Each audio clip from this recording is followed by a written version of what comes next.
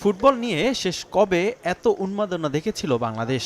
একের পর এক বিশ্বমানের তারকা ফুটবলার জাতীয় দলের অন্তর্ভুক্তিতে নতুন করে স্বপ্ন দেখতে শুরু করেছে দেশের ফুটবল প্রেমীরা। হামজা চৌধুরীর পর আরও এক বাংলাদেশি বংশোদ্ভূত ফুটবলার সমিত সোমের বাংলাদেশের জার্সি চাপানো এখন শুধুই সময়ের অপেক্ষা। আগামী 10 জুন সিঙ্গাপুরের বিপক্ষে ম্যাচে হামজা চৌধুরীর সঙ্গে মাঠ মাতাবেন সমিত। হামজা সমিতের পর থেমে নেই বাংলাদেশ ফুটবল ফেডারেশন।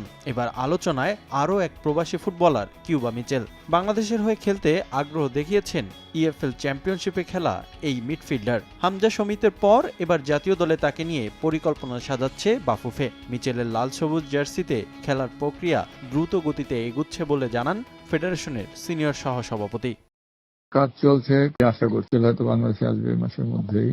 ইংল্যান্ডের বার্মিংহাম একাডেমি থেকে ফুটবলের যাত্রা শুরু করেন কিউবা মিচেল। এরপর 2022 সালে সান্ডারল্যান্ড ক্লাবের অনূর্ধ্ব 18 দলে অন্তর্ভুক্তি দিয়ে পেশাদার ফুটবলে যোগ দেন মিচেল।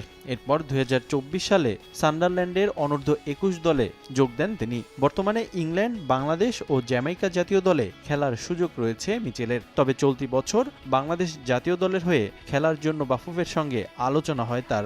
সে সময় লাল সবুজ জার্সি পরতে নিজের আগ্রহের কথা জানান মিচেল ও তার পরিবারের সদস্যরা। ইএফএল চ্যাম্পিয়নশিপে এখন পর্যন্ত 7 ম্যাচ খেলে ফেলেছেন কিউবা, যেখানে 7 ম্যাচে একটি অ্যাসিস্ট রয়েছে মিচেলের। রিফাতুল ইসলাম মিরন, সময় সংবাদ।